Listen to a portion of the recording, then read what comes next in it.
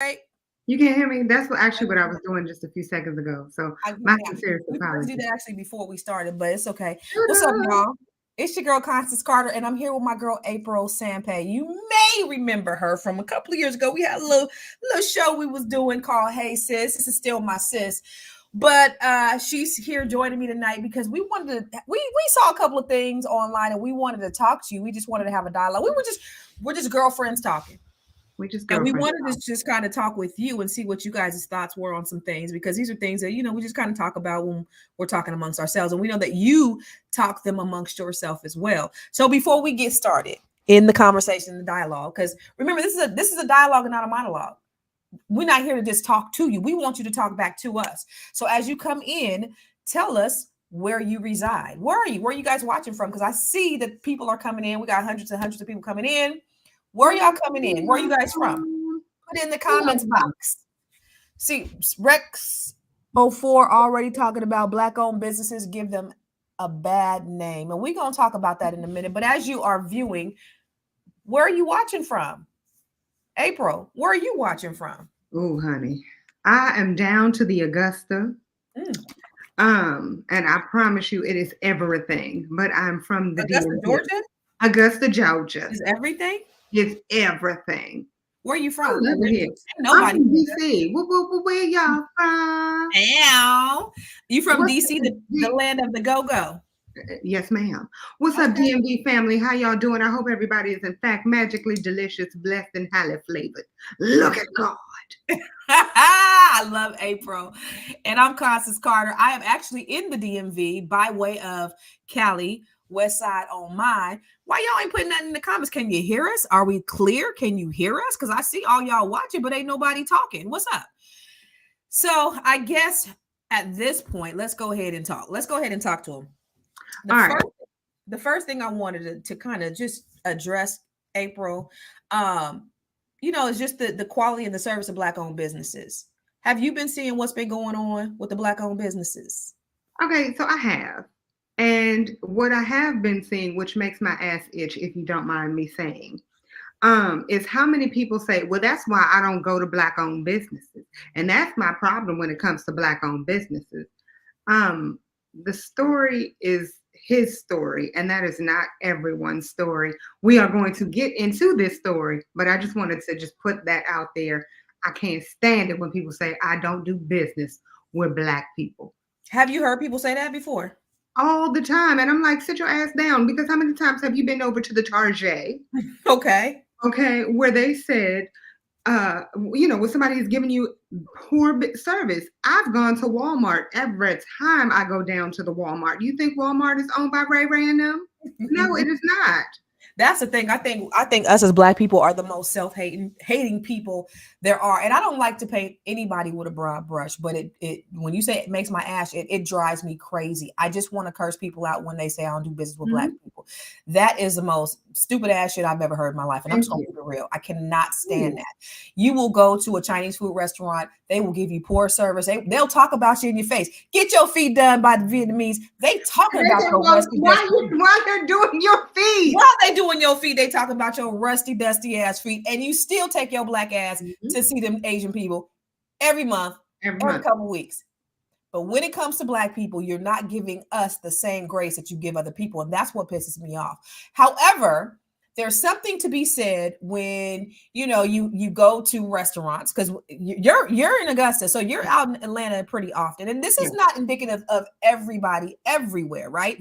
You go to restaurants. In fact, there was one time you went to a vegan restaurant and you met few celebrities out there. So it's Yeah. like, a lot of celebrity dining. And I would imagine a lot of celebrities get kind of preferential treatment. Now, Mhm. the celebrities aren't the ones that are paying their bills. It's common people like me and you, but we wait in 2-3 hours to get seated and the Right. celebrities get preferential treatment, right?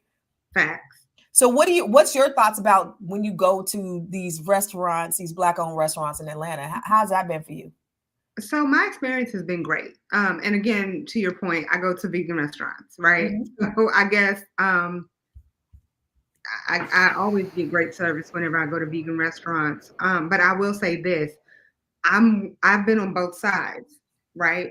So if you look at my background, I've been a quote unquote vegan food critic. So it's been times where people wanted to seat me before anyone else. And it's been times where I'm like, thank you kindly. Yes, I will take that. Well, do you think that's fair to the people who are really actually paying their bills? Absolutely not, because I've been on the other side where Okay. I'm like, so you just want to let them walk ahead of me? You know what I mean? So yeah, I don't, do I think it's fair? No. Do I understand? Absolutely.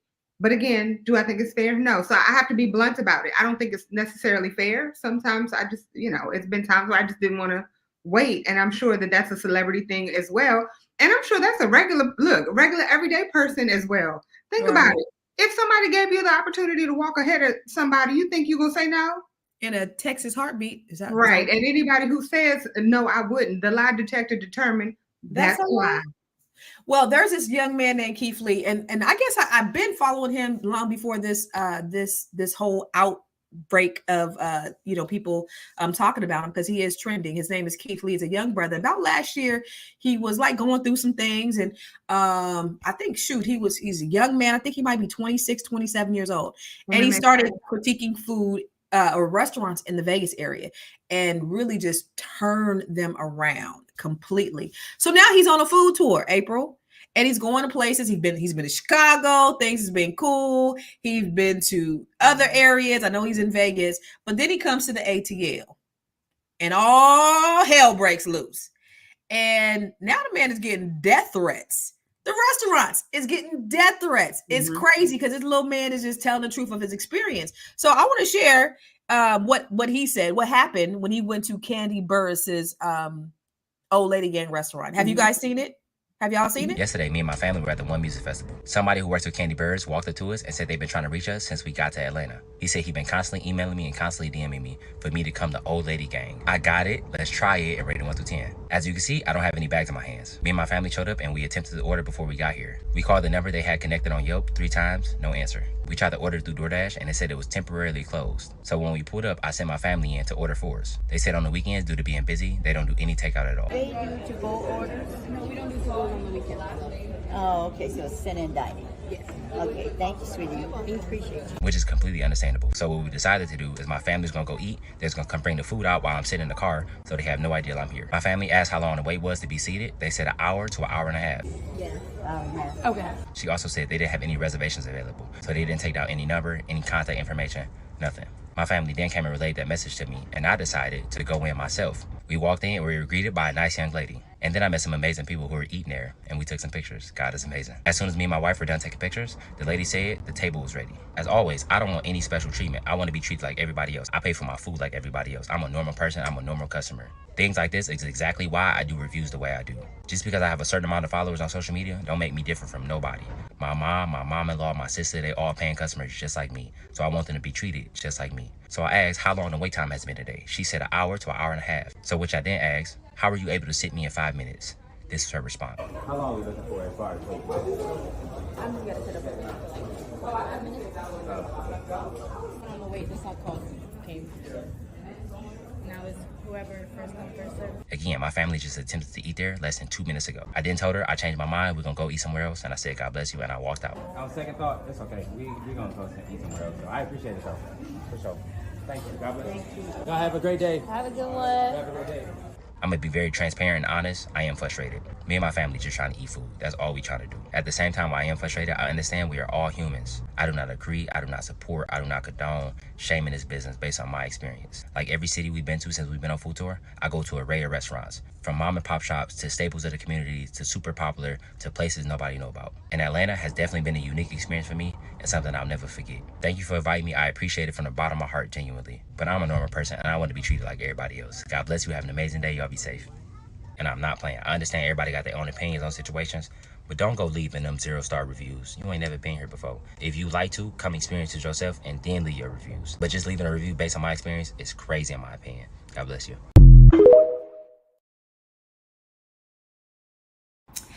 Hey guys, what's up? It's your girl Candy, and I'm about to speak on it. No, I'm joking. I'm not about to speak on it. I really just wanted to say I do appreciate Keith Lee for stopping by our restaurant and trying to show us love. It is very unfortunate that we couldn't serve him and his family. We would have loved to, okay? But he's right. We don't take to-go orders on the weekends, and The simple reason is because we do love and appreciate the people who come and support our restaurant.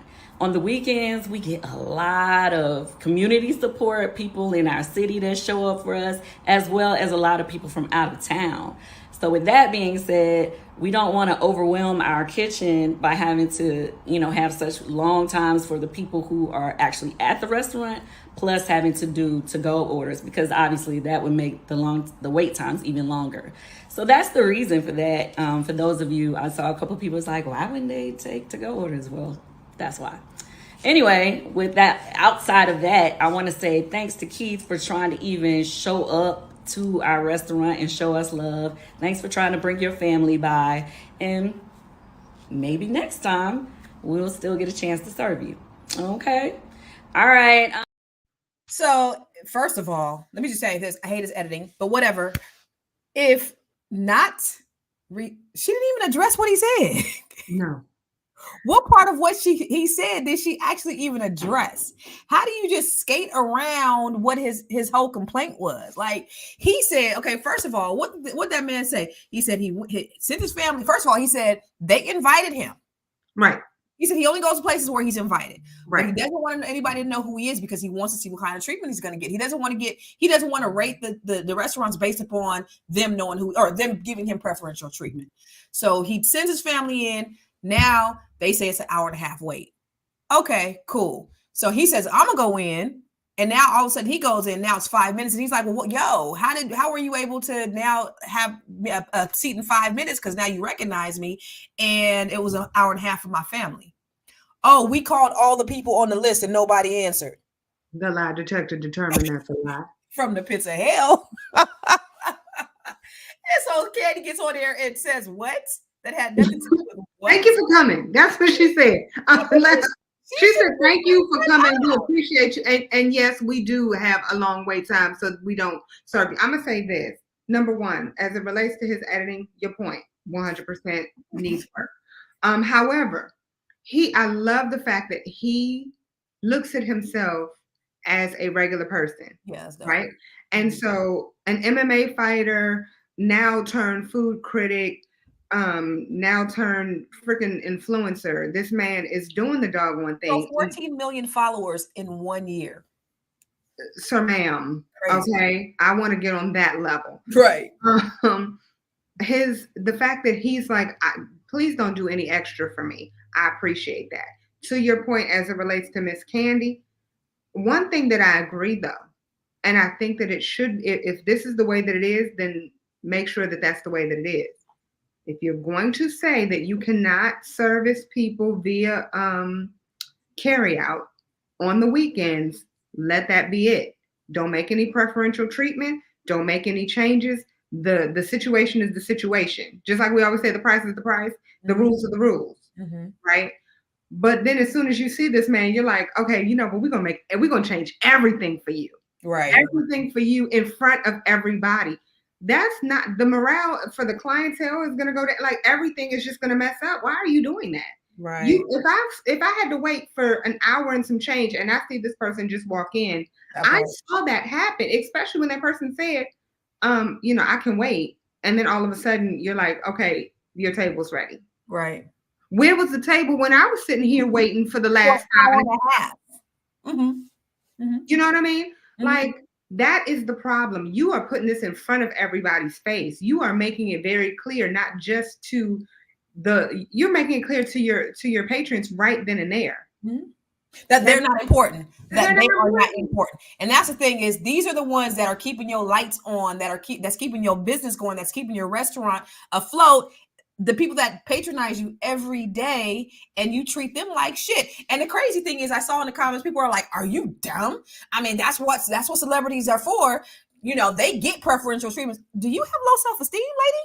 Like, it's okay for you to allow other people. I ain't no celebrity, but shit, I'm just as important. So why is it okay for them? They not pubbing the restaurant. They're not going in there, putting it on their Instagram, come to this restaurant. They're just going there like everybody else. So why should they get preferential treatment? And it's not fair if I'm paying this. And the crazy thing is, these celebrities be making millions of dollars, and most They of get them everything free. yes, everything is comped. It's like, okay, you make all this money and you're giving it to them for free. I'm making $12 an hour, and this is how 15. Come on now, don't put your price down. 15. Okay. $15 an hour. And then let's not even talk about the 20% gratuity that they automatically add on. And now, girl, in DC, I ain't never seen no shit like this before in my life. They add another 20% service fee on top of the 20% gratuity just for you being there. But that's because they can. So if you notice, a lot of people are always talking about the grass walls in Atlanta. Yeah. So it's like, because they have grass on the walls, you are paying for those grass walls and that neon sign that's in the back. That is ridiculous. Okay, But here's the thing. Servers in Atlanta restaurants are at will, and they get paid $3 an hour. Mm-hmm. But that's not just Atlanta. That's not just Atlanta. Well, it ain't in California. We don't do that mess in California. So really? No. Huh. Well, at least that's how it was. We have a thing called minimum wage. Are you wait? No. Because I understand that. So what happens is, in most restaurants, they pay either half of whatever minimum wage is. That's most restaurants. That's not just Atlanta. That's not just the East Coast. So I'm sure that's how it was in California. That's what I don't know, because I've never worked in restaurants. So you might be right. Ladies and gentlemen, boys and girls, people and peepettes, I used to work in a restaurant 550 years ago, and I made $1.75. I could be wrong. In DC. We don't do that in Cali. Look at some of the comments that these people were saying, though. Candy, I love you, but be for real. Not doing takeout orders wasn't the issue. The issue is that your employee flat out lied and said an entire list of guests who were waiting for an hour and 20 minutes magically didn't show up when your host called. And this perfectly happened in time to see Keith Lee, an influential restaurant critic. Keith Lee, girl, got all these ATL restaurants calling emergency meetings, but they can't have them today because restaurants is usually don't usually open in Atlanta till Wednesday or whatever, for whatever the reason. And that's another thing. They just open and close whenever they want to. Somebody said, I love how she addressed zero. Right. Candy. Somebody said, baby, I love how Keith Lee is getting these Atlanta restaurants together because this ridiculous has got to stop. It's true, though. It's true. And it's these big cities where you do have a lot of celebrities that are coming in and out, because you have so many people that believe that they're celebrities. So let's just think about Old Lady Gang. I'm sorry to say it like this, but let's just think about Old Lady Gang. They actually had a television show, right? And so because some of the people that work there might be considered celebrities, or they might think that they're celebrities just because they work at a place that was on a TV show. So they're like, I can do whatever I want. Wow, because they fighting hood rats on Zeus TV, and so now, okay, I get it. Somebody said they have it in California too, so you know what? I stand to be corrected. But it's okay. You've never worked in a restaurant. How would you know? I know. I was at a restaurant in Atlanta one time years ago. It was some jazz. It was a restaurant where they did jazz. But one of the things that they said is, because we were talking about, how my husband at the time wanted to open up a restaurant. And the lady was like, honey, this is not something that you want to do ever. She said, because first of all, we get $1.15 or $3 or whatever per hour. It's at will. And she said, unfortunately, our clientele suffers because Black people, number one, don't like to tip. Number two, they don't like to pay. She said they always want to give us bad Yelp reviews. They always finding a piece of hair in their food so they can get their food for free. She said, fortunately, during the week, we have white customers, and that's when we make most of our money. She said, but honey, during the weekend, when it's turn up time, it's the worst. And I was so saddened. This was her perspective. I'm not painting everybody with a broad brush, but that was so sad. I felt so bad because it's, the way we do each other as a people. We expect a certain level of service, absolutely give, good feedback, constructive feedback. Black people have to do better with our customer service too. It goes both ways, though. I always try to, first of all, Black people are the first ones I'm going to patronize all day, every day, any day. But number two, I'm going to give some kind of constructive feedback if I don't have good service. Right. Well, and making sure to give that constructive feedback behind closed doors. Right. I like to send an email, or I will pick up the phone and call the owner, or I will go visit. You know what I mean? I know you will. You were pretty bold in that way. Yeah, will and have.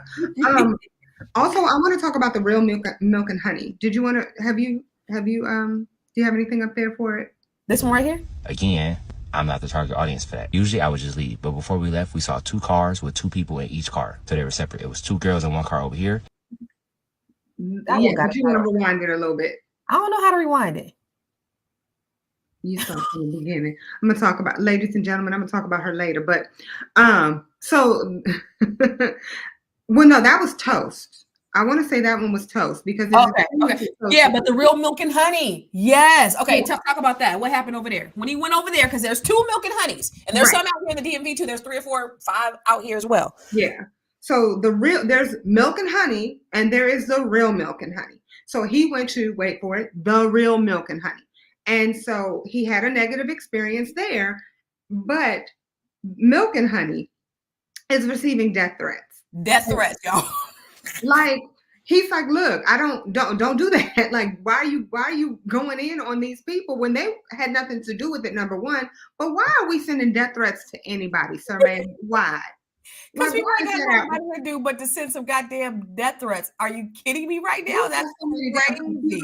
Like, get a life. Go teach Bible study. Go teach Sunday school. Why are you sending death threats? Why? Maybe they shouldn't teach it. Maybe they should sit inside Bible study or Sunday school, but don't send death threats. It's crazy.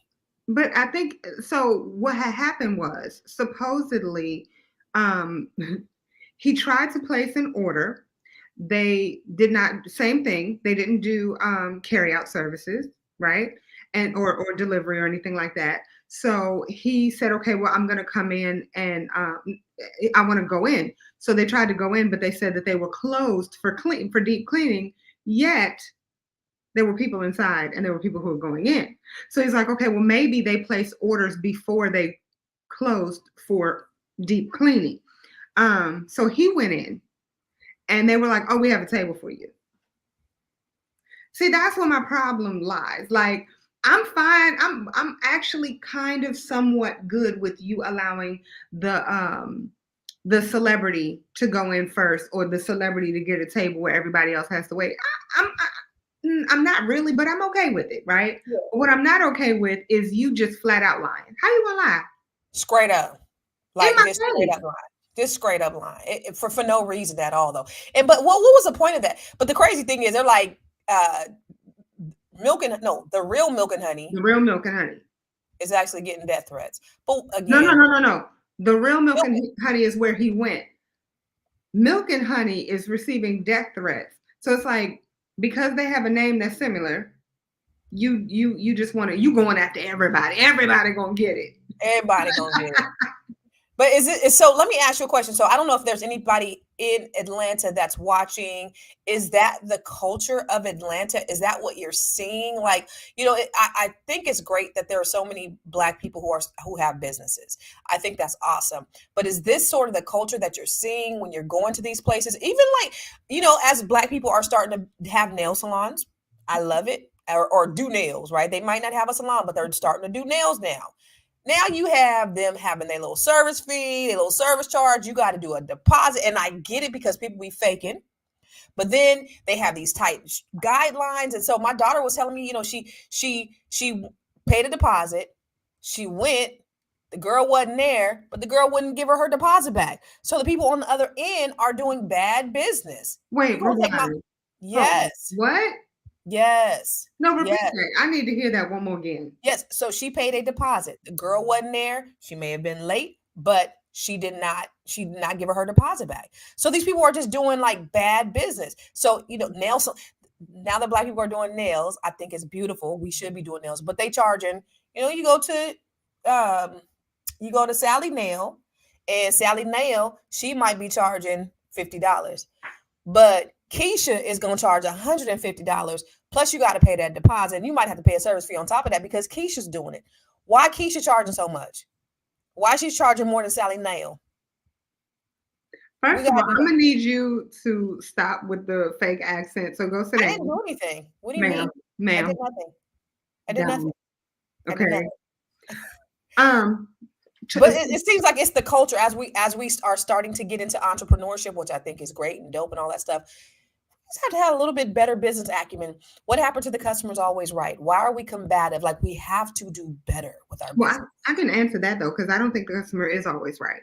And I think whoever came up with that is wrong. But I think that we should always cater to the client or your customer. And I think that that's what is falling. That's what's lacking. Is that they're not catering to the customer. They're not, because, the problem is that, because of, let's say, social media or whatever, everybody's just getting big and bad. And, putting hair in food and doing this. So the customer ain't going to be right if I done saw you literally take a roach out of your purse. Girl, you bringing them roaches from home to the restaurant. You done brought problems for everybody. You done brought Ray Ray's nephew and put it in your food. In those situations, how can we make the customer always right? Because you want to do some foolishness, right? And I'm just gonna put it out there. I actually have a good friend who I do not go out to lunch, dinner, breakfast, any restaurant with her anymore, because that's one of the things that she will do. She'll be like, "This is cold." After she ate half of it, you done ate all of it. The food is gone, and you're like, "This is disgusting." Nobody's about to. No, we're not. So I'm like, "Oh, you know what? Because I don't like to eat spit with my food unless it's my own." Amen. I'm just not for that. Yeah, but here's the thing about that though. It's like, I'm not gonna go out to eat with nobody who don't know how to tip.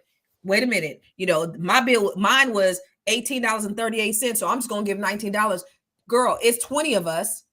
And we should be doing a 20% gratuity for this poor waitress that has been serving us all night.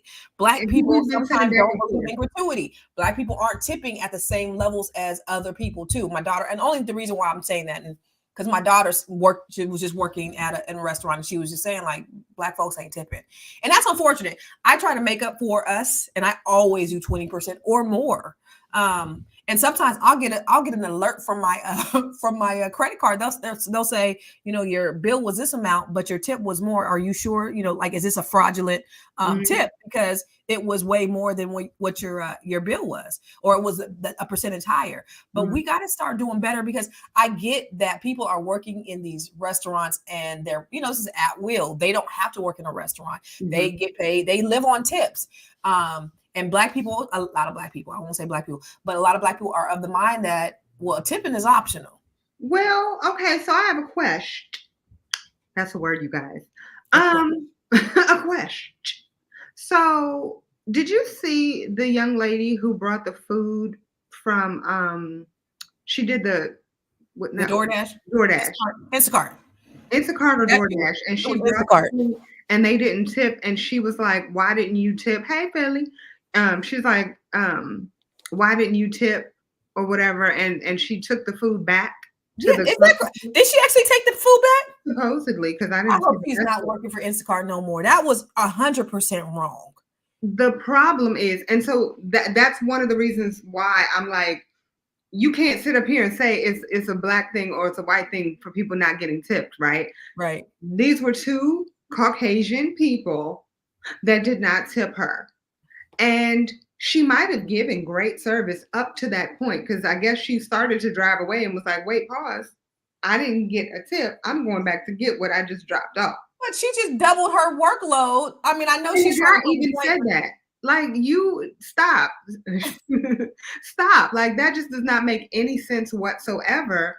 Why are you right? And they are. And they are. Okay. Folks is really carrying roaches in their purses. They bringing roaches. I'm just saying, like, don't listen. I did work in a restaurant 173 years ago, give or take. And when I did, people did bring their own roaches. Now, I don't know if it was intentional or not. Girl, bye. But I didn't see some roaches coming out of it. And that's why I was like, you know what? I don't belong in this environment. Somebody said they're trying to make a Planet Hollywood, Bruce Arnold and Sylvester's restaurant and scene, but that flopped too because entertainers are not restaurateurs. So, to that point, Cardi B has something to say about the whole situation too, because I guess she's a restaurant. She owns a restaurant. So she was saying, it's really hard work, But at the same time, Atlanta's a whole different ball game. First thing first, right? I feel like Atlanta restaurants, they don't like to make money. I feel like they don't like people. They don't like their customers. They just don't fucking like it. First thing first, right? You could barely order in Atlanta restaurants. Like you go like, hey, I would like to make order. Oh yeah, we don't take orders. We don't take orders. It gets to the point that I literally have to name, like I have to tell like people that order food for me, like, can you just name drop my name? Because first and first, they don't do no pickup orders. They don't do deliveries. They just don't do shit. Second, Atlanta restaurants, right? They be closed on the most random shits. Like it's like you look at you go looking for a restaurant on Google and it's like, oh, this shit look good. Oh, they closed. What is that? What do you mean? Y'all niggas is closed Monday through Wednesday? Or they'll just have the most random days closed. Like, oh, they close on Tuesday. Or like, it's just the most random shit. Like, it's like, y'all motherfuckers don't like making. She is so articulate, isn't she? And oh, by the way, while you watching us, make sure that you follow the Fly Nubian Queen. Make sure you hit the like and subscribe button. Make sure you're following I Am Constance Carter or CC the CEO on YouTube. I Am Constance Carter on Facebook and Instagram. April, where can they follow you at? They can follow me on Instagram, Facebook, and TikTok at April Sampe, APRILSAMPE. And they can follow me on the YouTube at Ugly Girl Talk. Ooh, you ugly. Am I? Thank you. Yes, I am. All right, now you were saying before I rudely interrupted you, you were getting ready to say something. No, I was just saying how articulate she is. But she's right in that down here, because it's like this in Augusta too, right? So down to the Augusta, down to the ATL, people decide that they do not want to be open on Monday or on Sunday, Monday, and Tuesday. Unless on Sundays they're open only if it's like a brunch spot. Okay. If it's not, they're not open. And that is so unfortunate because Wednesday through Saturday are when you can go out to a restaurant. Ain't that when you making most of the money though on Sunday? I know like Sunday morning, people want to come after church, then they want to go to brunch. And like you would think that's the busiest days. So I will say this. I believe, and I'll say this because my husband used to own a few restaurants, right? The employees don't want to be employees anymore. So at one time, I'll just go back to 100 years when I was in the restaurant business. They had so many people that wanted a job in a restaurant because they felt like if I'm giving you good service, I'm going to receive good tips, which was typically the norm. So I would be able to go home with hundreds of dollars, even back in, the late 90s, early 2000s. But you look at where we are today, so many people don't want to work. People don't want to do the actual job that they need to do. So it's harder. Like every time I go to different restaurants, I'm seeing different employees. I'm like, oh, well, what happened to whoever? And they're like, oh, they quit. Why? Because they didn't want to have to come in every day. You ain't even open every day. You know what I'm saying? Like, you're not even open every day. So how you gonna be mad? Yeah, that's some strange stuff. But you know what? To your point, and I'm gonna get on another topic. I was at a social event, and this brother, here I love the DMV. This is why I love the DMV is because so many Black people own so many things. So I was talking to this brother who owns an IT firm. Right. I was in this place where there's just a bunch of millionaires and shit. But this brother was talking. They were, they were talking. My nosy ass jumps in and they start talking statistics about Black stuff. They don't even know, Constance Carter's over here because I know the statistics. So they said something. I said, actually, it's right. So then I inserted myself in the conversation. Yes. Biatch, if you don't get up out of here, but it's okay because I'm gonna do it anyway. So anyway, the brother had said that he owns an IT firm, and he said, I hired all these Black interns, these young Black interns. IT, I'm paying them $50,000 starting. This is an internship. They are in college. I think he said he hired 20 of them. Not one of them showed up for work. So to your point, nobody wants to work. Nobody wants to work. Everybody wants to be an influencer. everybody wants to live the soft life. What are we teaching these young people? Don't everybody doesn't want to be an influencer. Some people want to be gamers. That's an influencer.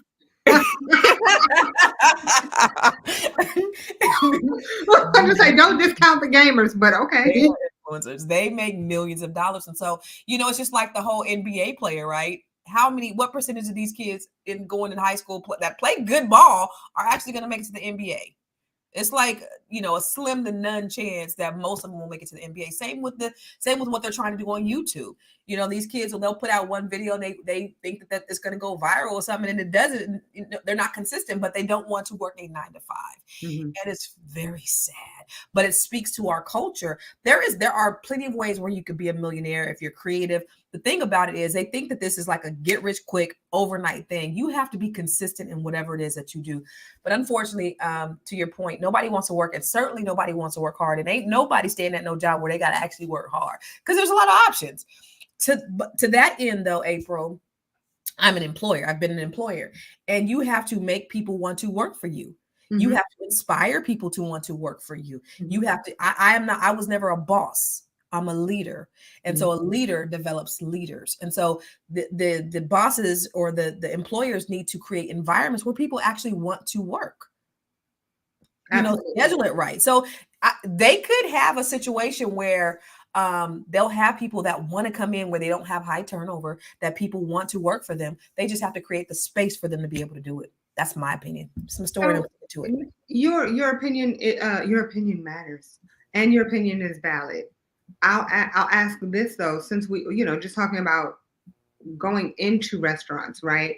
What I don't understand is how it is. So, because earlier you were talking about like Chinese restaurants, or you were talking about going in to get your nails done, right? Mm-hmm. So people who are not from the United States, who are not Black, we will go and we will religiously go to their restaurants. I'll give you an example. Chinese restaurants. I have gone to Chinese restaurants where people have their baby on their hip and they're like, no, we don't have that. And you're just like, oh, okay, well, can I have a number 4 then? You know what I mean? Like, and I'm still coming back tomorrow, even though you yelled at me. I'm still getting that egg roll.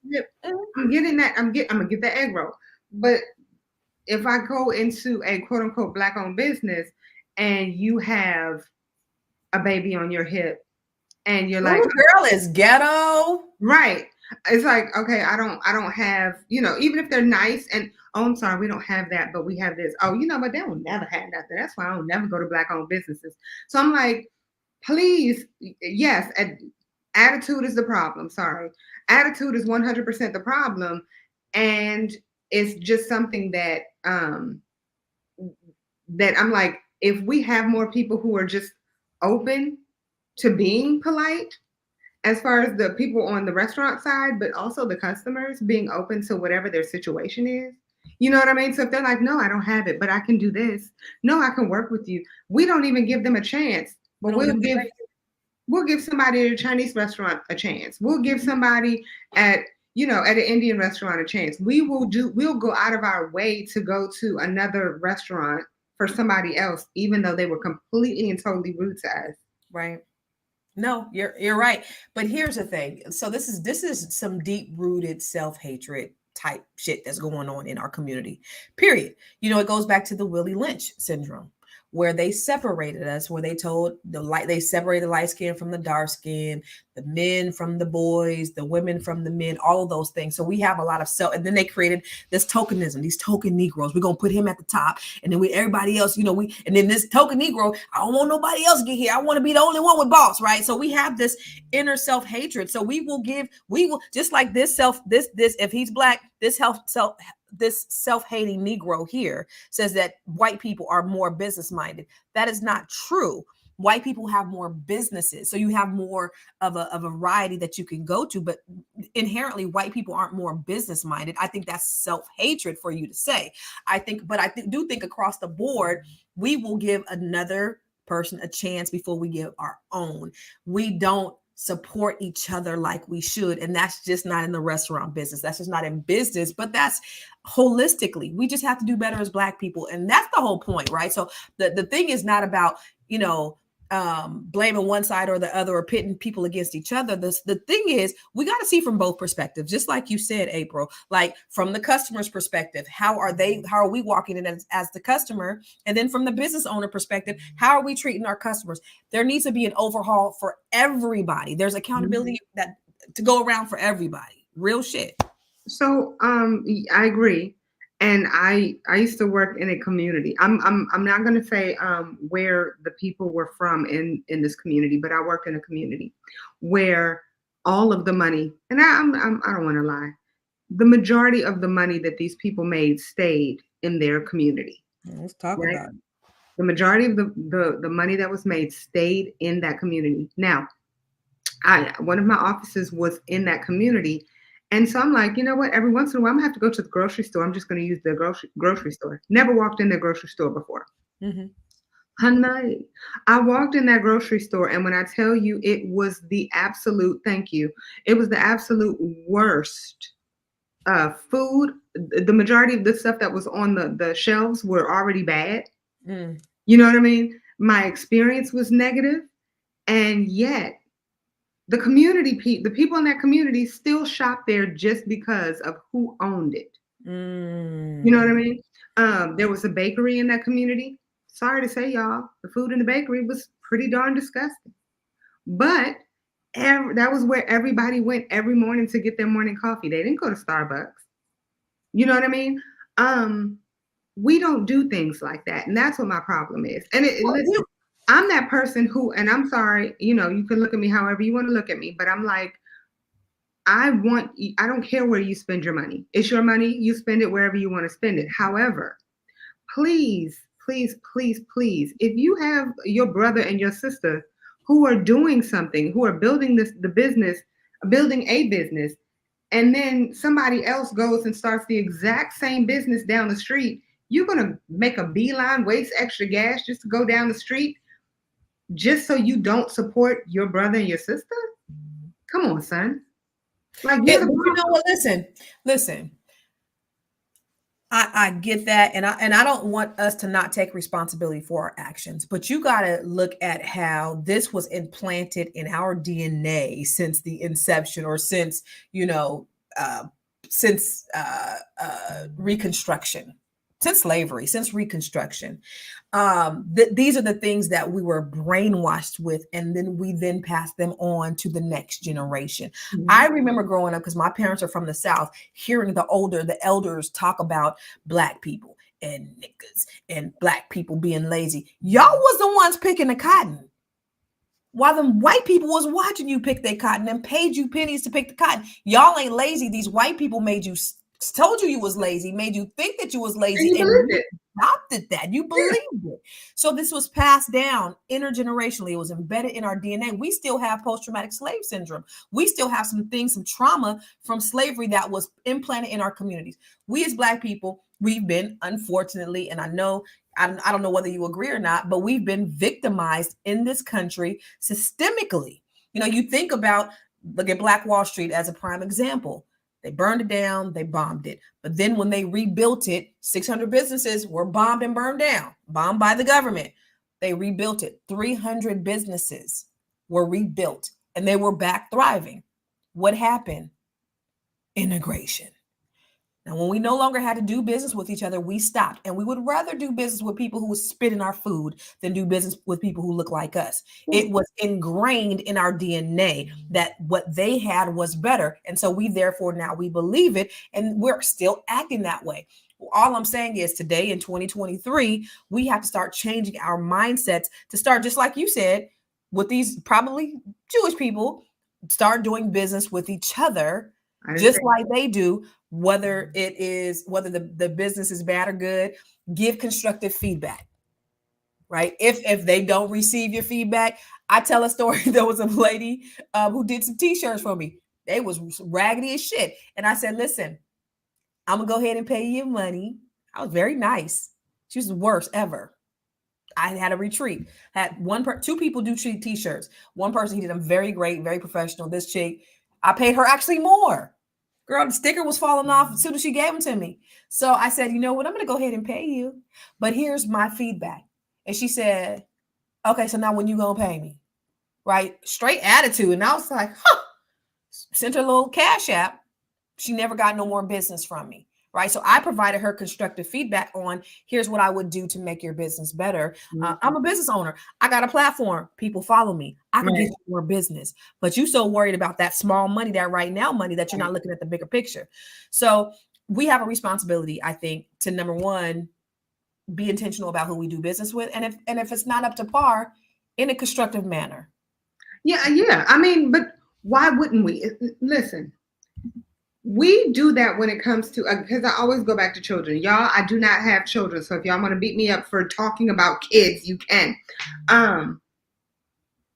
I think that whenever we were children or people who have children, they're always building their children up, right? Mm-hmm. And for some reason, once we become adults, we just stop.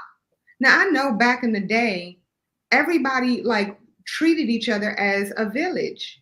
So everybody worked, just like you said, when we were all in the same community, it would be a situation where when Billy Bob had a situation where there was something wrong with his car dealership or his car, whatever, somebody would say, hey, you messed up on my this. And he would implement whatever changes needed to be made, right? Because everybody was going to his business.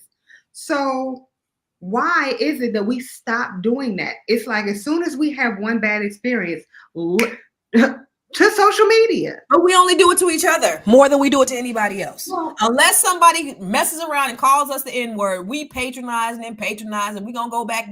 They call you a nigga. Oh, I'm going to put it on social media. Oh, I'm going to record them. But they didn't treated you. They treated you like a nigga for the last 6 months. They treated you like a nigga for the last 6 months. But as soon as they call you one. But even when that happens, let's just be real here.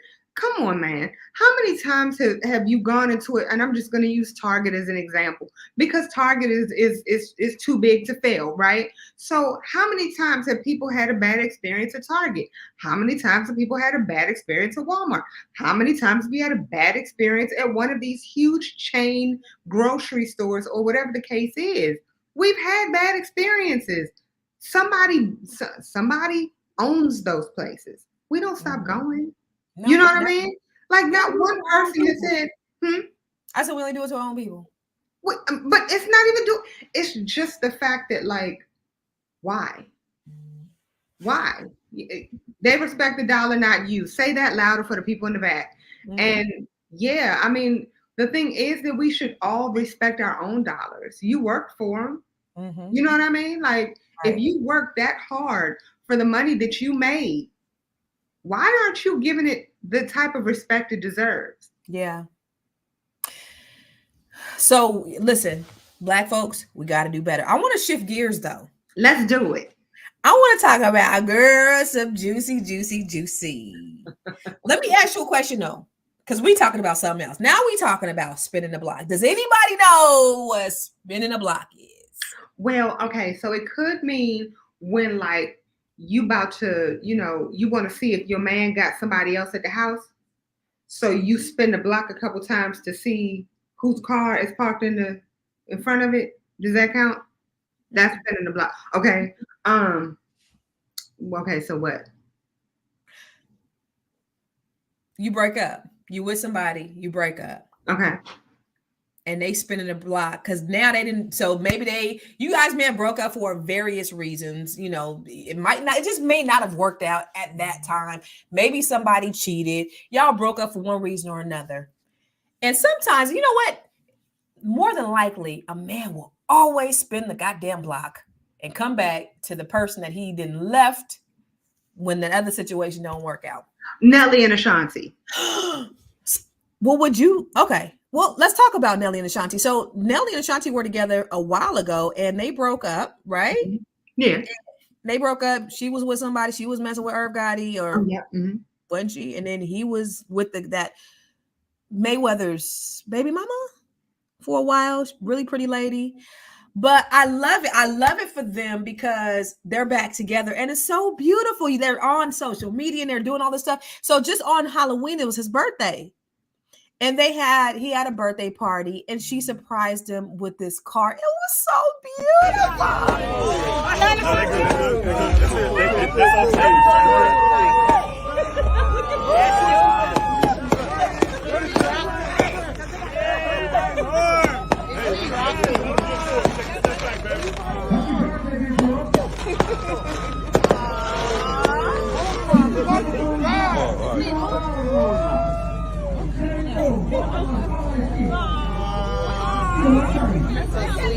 Get it! Fire! Let ride with me! That's so sweet.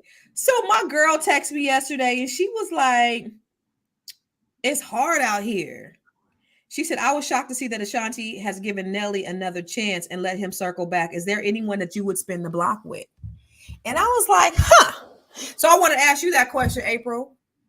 Is there anybody that you would spin the block with? My husband.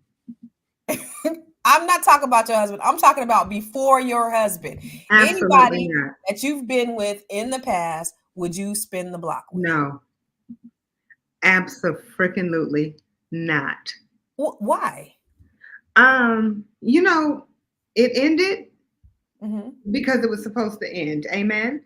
And they're absolutely. Well, you married. You're married. So No, but I mean, so if I wasn't married and I'm thinking back, have you ever let somebody spin the block?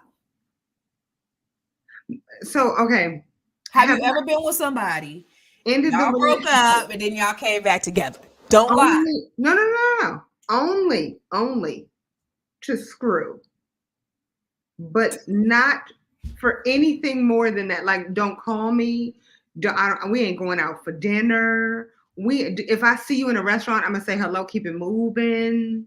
No. Absolutely not. So once it's done, it's done. You don't want to even go back. Ain't no None going done. Big backwards. That's taking a step back. Because y'all broke up for a reason, right? Because I know you. Like, come on. Like, it's we all the way done. There's no more doneer you can be. We leather done. Nah, done. Done.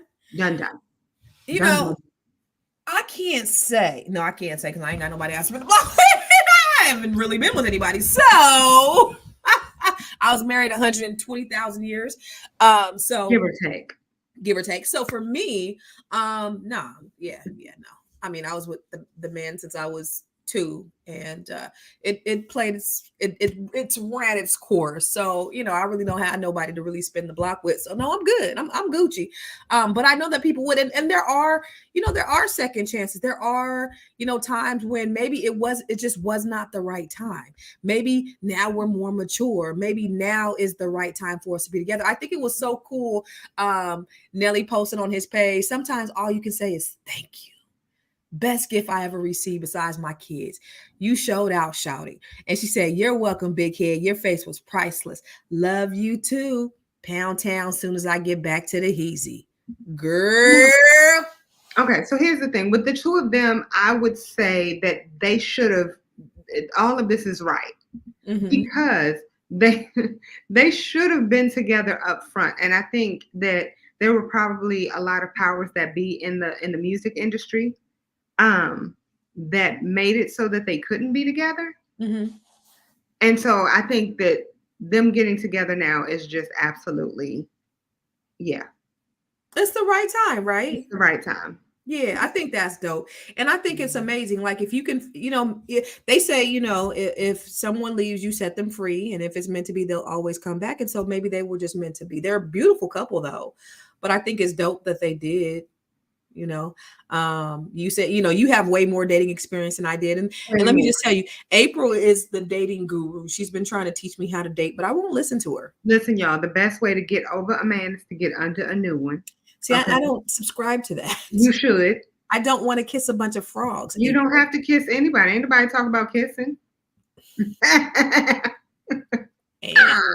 Yes. I did not say one thing about kissing. So the energy exchange for me is just something that I'm just not interested You in. don't have to exchange energy. Put a You condom. are exchanging energy. Put a condom on. No energy has to be exchanged. Oh my God, are you serious right now? No. Like when you come together, like, yeah, so for me, nah, I'm good. Listen, mentally, I am talking about you right now because I'm gonna have to go with no for 1,000, Alex. No. I'm trying to told you. Absolutely. Like you should enjoy yourself. And I feel like, and I say this all the time, every woman should have a whole face. Now, guys, I know you're gonna say absolutely not. What is it called? The manosphere. The manosphere is going to definitely like say otherwise. But I feel that every woman needs to have a whole face. It's mandatory. Men have whole faces all the time. I see I did that there, mandatory. But I don't know. I do, I know. And if I didn't have my whole face, I would not have my husband. Bars. I'm just saying. So you mean to tell me I gotta have a whole face to get a husband? Yes, absolutely.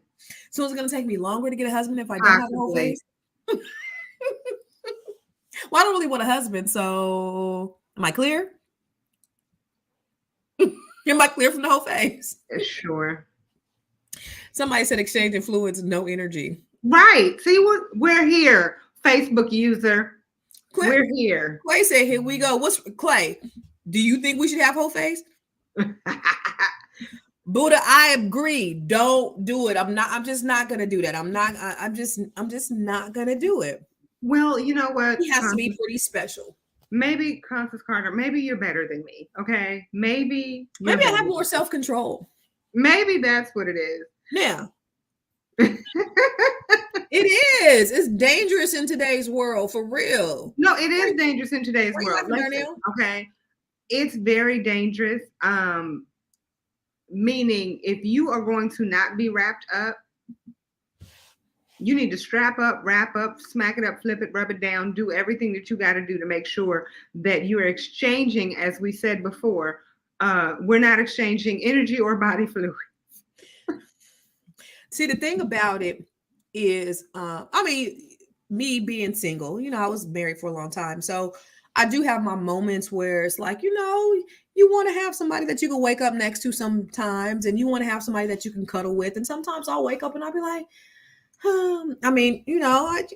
it'd be nice to be able to roll over to somebody. That will be nice. But you just don't want anybody, because then you might feel cheap, or you just might be looking at them. You wake up and you're like, what was I thinking? And I've actually never had that. So I've never had a situation where I woke up to anybody, for a period of time, like, and was just like, will this Negro go home? I've never had that type of situation. Ain't that crazy? I'm 47 years old and I've never had that where I've been like shacked up with nobody. I think that that's beautiful. Shut up. I hate you. I just thought about that. Like, girl, you 47. You ain't really had no situations where you just been kind of shacked up. Well, okay, so let me say this, because I know it's so funny. I do feel like everybody should kiss frogs and other things. And I think that they should do it with multiple people for a few reasons. Number one, you have a lot of women. So I'm just putting this out there, gentlemen who are watching. The problem is you'll meet a woman, let's say, I'm just throwing this out there, in her 20s, in her teens, 20s, early 30s even, right? And she has not had her whole face. Well, one day she's going to be like, I've only experienced you, or I haven't really had that many experiences. And one day, and usually it's around her 40s, where their women's sex drives go through the roof, typically in their 40s. True. So you think that she's out there getting all freaky and everything else when she's in her 20s. Wait till she hits her 40s. The whole world just ends when women hit their 40s. Like, I don't know what it is. So you have so many women, and I meet them every day, that end up leaving their husbands because they are so tired of what's going on in the bedroom. because they haven't had those experiences. You have a lot of women who are just like, it's not fair that this is all I have to go off of, because they're hearing what other women are saying, or they're hearing what men say. They're hearing what men are saying about women who have not had that experience. So they're like, so men is talking about women not having no whole phase? Yeah, it's not not necessarily about them not having a whole phase, but they're not good in bed. They don't do this in bed. They don't try this in bed. They don't, like, you just hear so many stories now, older women who they're like, why is she like that? Why is she this? Why she ain't doing this, that, and the third? Because she don't know how. She's never tried it. She's never had those experiences. And she's going to regret it. I'm sorry, y'all. I have a lot of friends who got married early who are looking like, dang, I want to go get me some. I want to try this. I want to try one that curves to the left. I ain't never seen one that curved to the left. Like, you ain't never seen one because that's what you should have been doing during your whole phase. So that's number one. Number two, just because you're going through your quote unquote whole phase don't mean you have to sleep with every single person. So I was at one time a serial dater. I did not sleep with hardly any of the people that I was dating. You know what I'm saying? I wanted to, number one, learn about men. And I feel like the way that you learn about men is by being around, wait for it, men. I mean, don't let the bald head fool you, but I do go to barbershops and I do hear conversations. So being around men and dating men, you get an opportunity to communicate and understand how they interact. And I'm not even gonna say how they think, because look, I done been around the block, I done met men, I done dated a lot of men. I am very married. I love my husband from the rooter to the tutor. I love his dirty drawers. Okay. But I can't sit here and say I know men. You know what I mean? Because that's one thing that women don't know. But what I do know is how a man would want me to act around him, or not even want me to act around him, because I don't like the way that sounds. I know how to cater to my man because I have had experiences with men. And Right. I married the man that I feel comfortable catering to. Right. So Right. if I didn't date multiple people, then I would probably be catering to the wrong man. And one day I'd wake up and be like, I'm done. I ain't catering to you. Kiss my ass. Right. So Well, perhaps, I've committed to come through. Support the Patreon. Sorry. I've committed to 2023, celibacy. So perhaps in 2024, I can explore. Ooh, girl, 2024, I'm gonna explore. Maybe I'll do the whole face in 2024. Hey, I'm going to explore in 24. I will not be a whore. Yes, auntie. I swear, in my head, Listen, I'm glorious. when we go into the studio, baby, because Done. that's Bars. Bars. I rhyme and I rip. 2024, I'm gonna be a whore because I'm gonna explore. No, I'm gonna be a whore in 2024. Oh, wait. Oh. Yeah, because you said whole phase. That's whole is short for whore. Okay. So I'm gonna be a whore in 2024 because I'm gonna explore. I'm gonna be a whore in 2024. When I find a man, I will look no more. My name is Peaches, and I'm the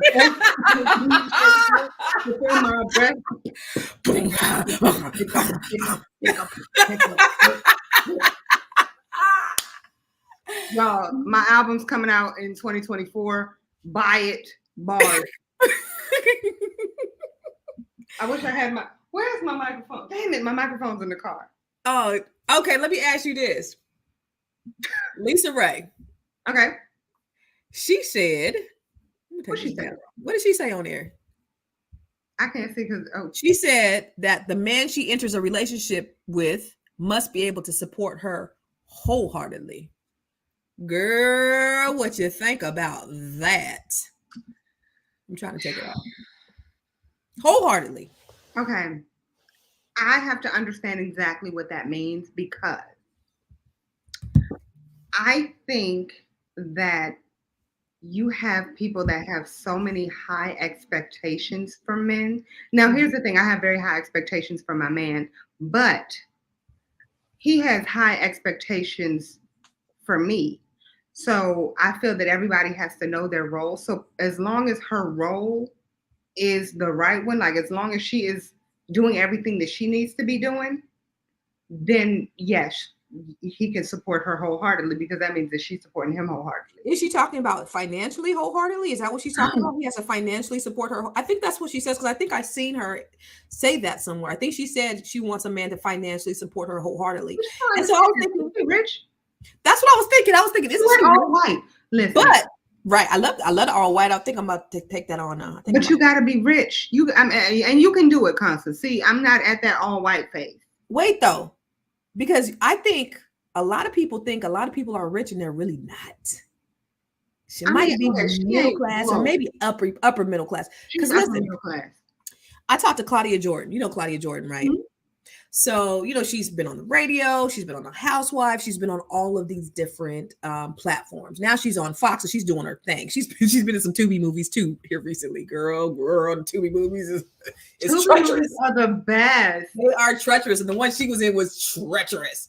Oh. However, we were talking, and she was telling me about a time where she was about to commit suicide. And I hope this is public. I'm sure it is. I'm sure she's told this before.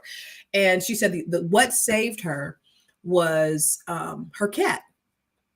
So she said she had this is after she had been on TV and she's had all this great success. She said she had a couple of houses, or her house was in foreclosure. So a man, whoever she was with, had scammed her, and she was broke. She was getting ready to commit suicide, and she was in her car, turned on the car. She was going to just go ahead and die. And the cat came in. She was like, oh my God, I don't want my cat to die. And that saved her. She ended up going to this thing, Landmark, where people went in there. It's like this thing, transformational type therapy type thing. She said there was a lot of A-list celebrities in there too. They had to sign NDAs and everything. And then she started manifesting, right? So she started, they taught her the art of manifestation.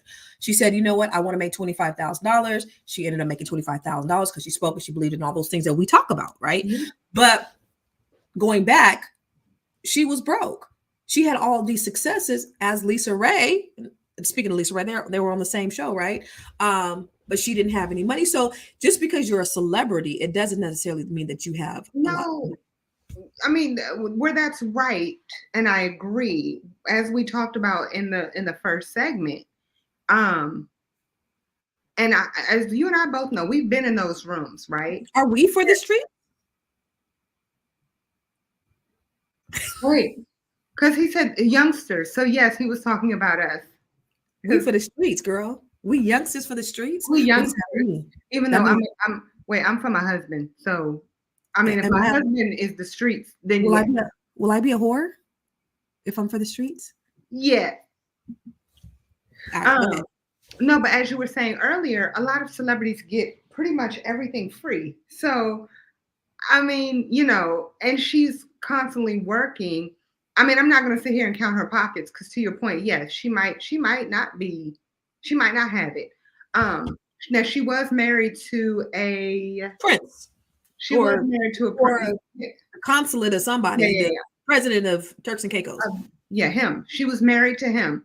And so maybe she has a certain caliber of man that she's looking to be with.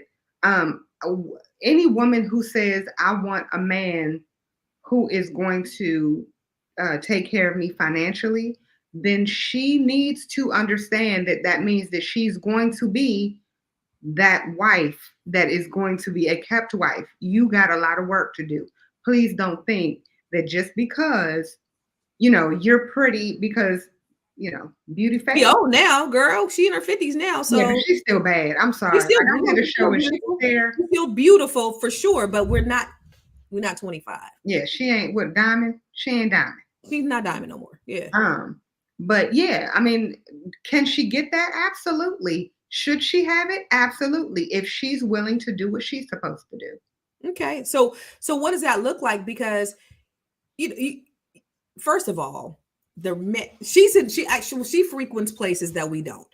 I was like, so I was talking to somebody last week, and I was like, where do you find those high value and really high income men, right? I was talking to your girl last week, and she said, you know what I do? She said, I Oh. go to places like the Four Seasons and I sit at the bar and men approach me. And I'm like, oh my God, so is that where I have to go? I got to go to the Four Seasons and sit at the bar and hopefully hope a man approaches me. Because what I'm saying is, they're not at the joint where I like to go. They're not at the concerts that I go to. They're not at, they're not at the lounges where I like to just hang out. They're not at the cigar. Well, some of them may be at the cigar lounge, but I guess they're not at the place where I frequent. So possibly, the guys that, and you know what, to be honest with you, I don't want that uptight guy to be hanging out at the Four Seasons either. I want the dude that could be from the gala. He can go to the Four Seasons, but he can also go to the cookout. From the White House to the trap house. April hates when I say that. Y'all ever had itchy ass syndrome? Anybody ever had itchy ass? Listen, that makes my ass itch on a level. I can hang out in the trap house, April. Don't do me. But you ain't never been to a trap house. For a person who has never seen a trap house, first of all, you don't know that. You don't know that. I do. I know you ain't never been to the trap house. You ain't never been in a neighborhood that had a trap house in it. You know that what a trap house really entails. And you talking about you can take me from the White House to the trap house? Well, perhaps not the trap house. I'm gonna go with no for 1,000, Alex. No? If I go to the trap house, will I get killed? As long as I'm not gonna get killed or raped or anything, I could go to the trap house. Is there another chair in there for you to sit down? I'm just saying, like, I could be at the trap house as long as I'm not going to get murdered. I mean, so what I mean is, I want a man that's versatile. I don't want that stuck up dude that's just at Four Seasons. Hey, these comments, you got to put these comments up because these comments are everything right now. Don't laugh at April because she don't know me like that. And I do. And I know you very well. And you don't know me like that. I've been in the trap house. But what I'm saying is I want that versatility in a man. I want a man who could go from the gala to the cookout. I want a man who could play spades and talk shit with me and who also knows how to hold court when it's time to hold court. That's the guy I want. So I don't know if I want that uptight guy that I got to go meet at the Four Seasons. I don't know if I want that dude. However. So what if that dude works at Waste Management and is like the head waste guy? So that's his money. Like, I'm not in his pockets. However, he has to have the ability to do certain things. So if that waste management job provides him the ability to get up and go when we want to go, he has that flexibility, we're good. If that waste man, I don't care about what you do because what you do has nothing to do with me. I just want you to be secure. Here's the thing though, April. Men have insecurity issues even when there's none there, even when they have no reason to be insecure. Men tell me all the time, a lot of men will be intimidated by you, but not me because of the amount of money that I make. And it's huh? I'm sorry. No shade. This is not directed at you. This is directed at the man who says that. I've heard that a lot. Right. But the man who says that is saying that because they think that is going to make you, which is why I say, ladies, please go on more dates, okay? Because guys will say these things, baby, most men will be intimidated by you, but not me. I'm not intimidated by somebody as strong as you. That's really what I'm saying. Baby, I ain't got a pot to piss in, but for you, I'll find me my own pot. No, I'm just saying, but I think in actuality, though, men we have these discussions all the time, the men, 50-50 and all that stuff, and men feeling emasculated because the woman makes more. And it's not even, for me, even when I was married, money did not mean I'm the head of the household. I did not believe I was the head of the household because I made the money. Money is just a currency that we use to do whatever we got to do. Type of person I am, unfortunately, like if you my man, we riding together. You got to contribute too. I ain't doing that shit where I'm carrying a load alone no more. But like, I'm gonna support you. You support me. Money is not a thing though. It's not you can't be poor. You just have to have the ability to get up and go. Not on me, on your own self. So whatever it is you do, if that waste management job allows you to go to Turks and Caicos next weekend because I want to go to Turks and Caicos, let's roll. But if it does not allow you to do that, then you are not qualified. Okay. That's all I got is okay. That's okay. So I may have just disqualified a whole lot of men right now, but I mean, that's just what it is. That's what I'm looking for. I'm looking for, a plethora of things, but what I want is the flexibility and the ability to get up and go like we want to go, like I want to go. And he has to want to go too. I don't want no man who just want to stay home all the time and not do anything. I want somebody who wants to go out and do some things and explore life. Life is too short and the world is too big, and I want to see a lot of it. And so I would love a special person that I could see a lot of it with.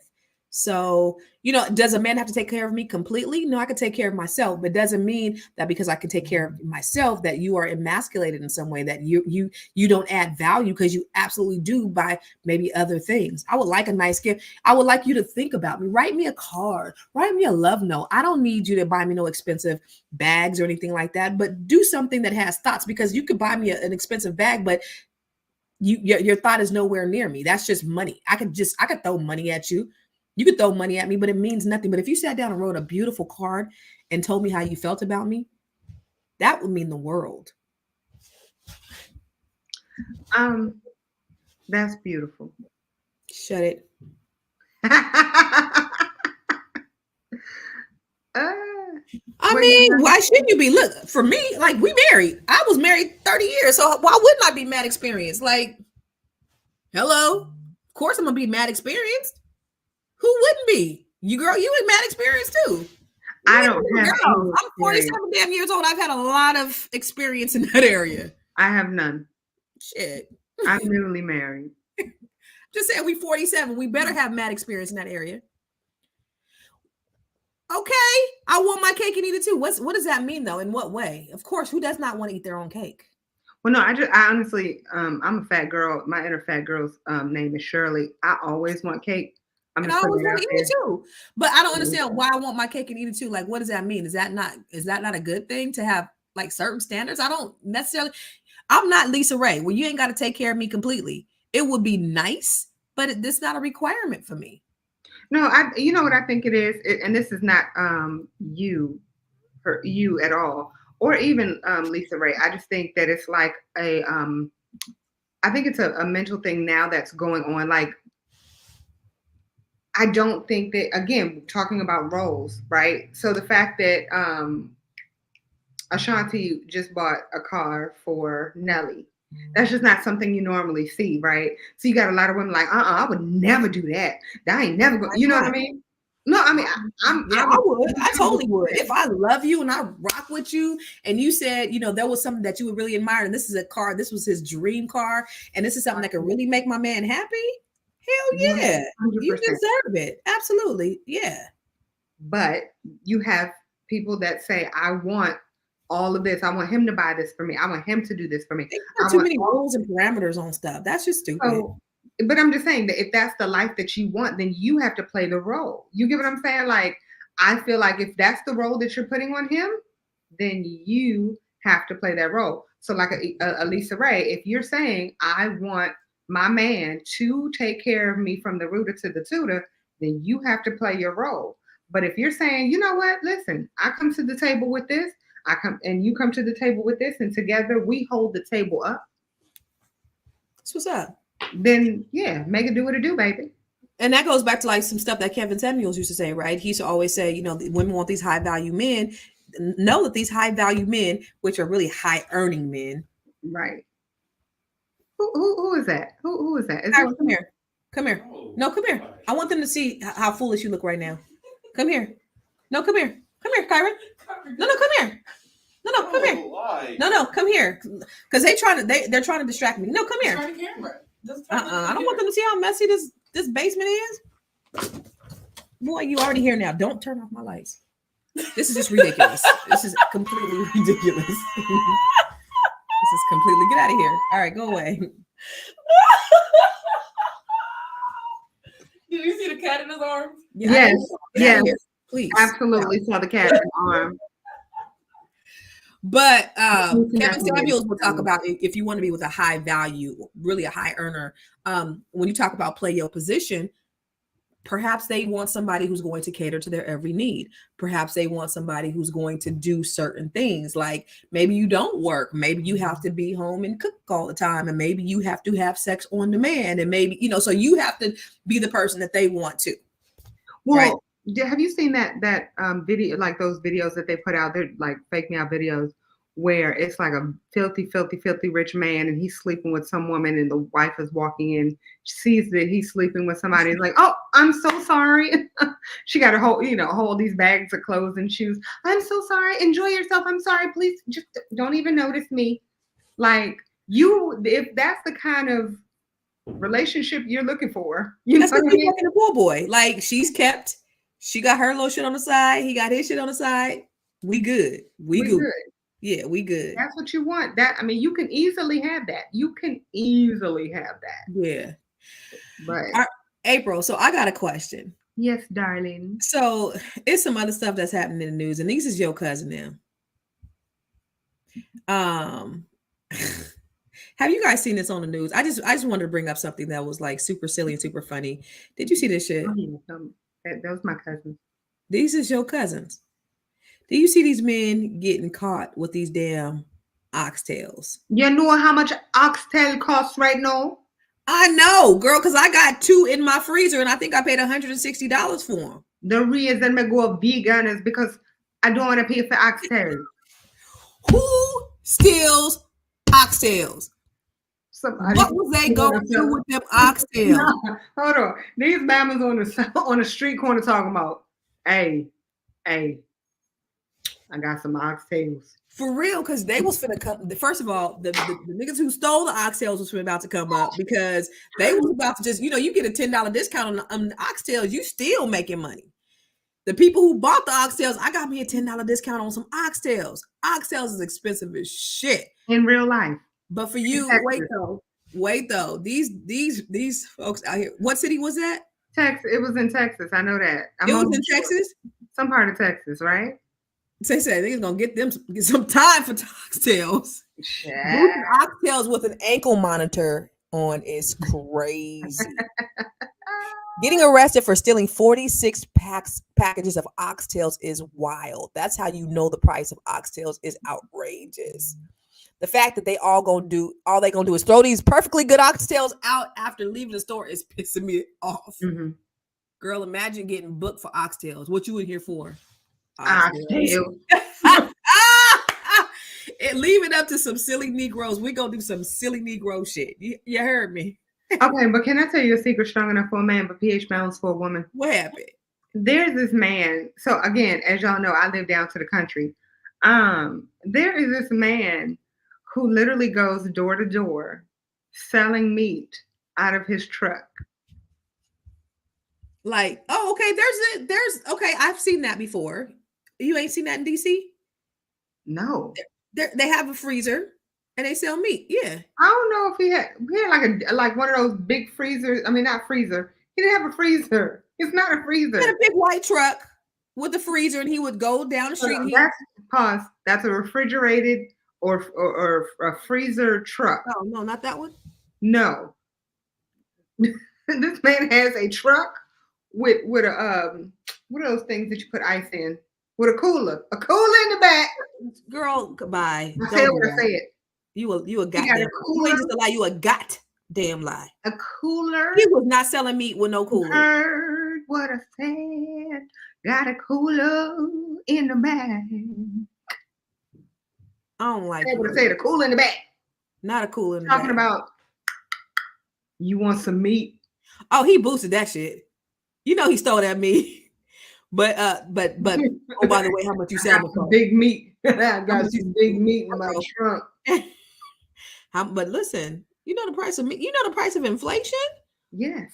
If I can get it for what meat was going for about 2 years ago, I might buy it. So, ladies and gentlemen, if you're in a big city, go to barbershops. You might not necessarily get meat, but you will get some come up stuff. If you want like a television, you might get some high end bags. You might get some nice plates, you'll get some few crackheads that'll come through and provide you with some things that just fell off trucks. So if you want some come up things that are I not gotta hang out at the necessarily, barbershop. huh? I gotta hang out at the barbershop for that. Absolutely.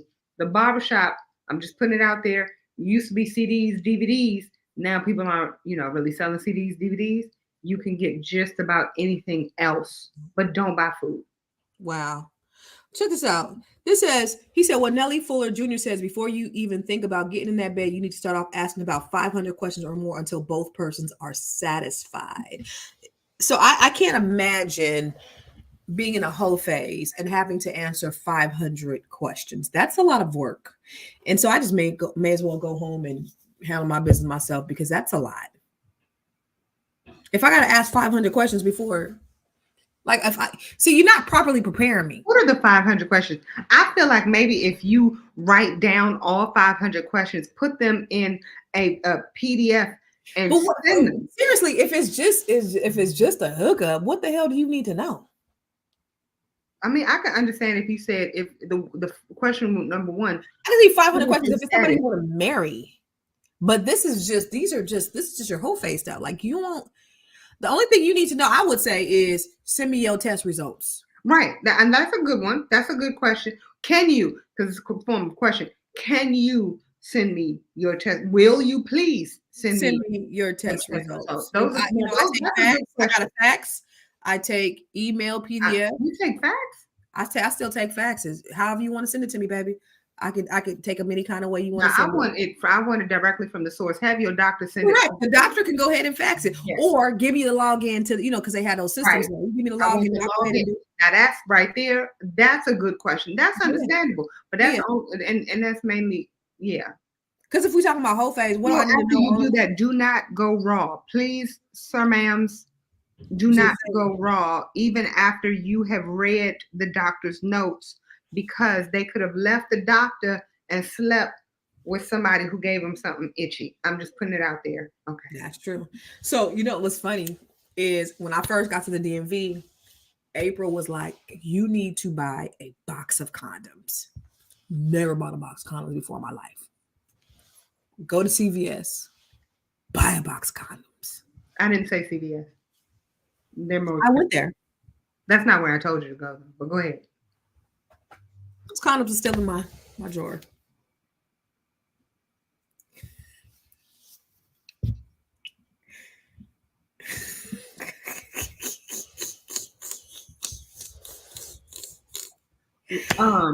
Now I don't know if that's for good reasons or bad reasons.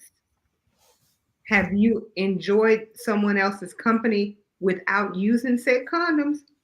I would never do that. Okay, so then, okay.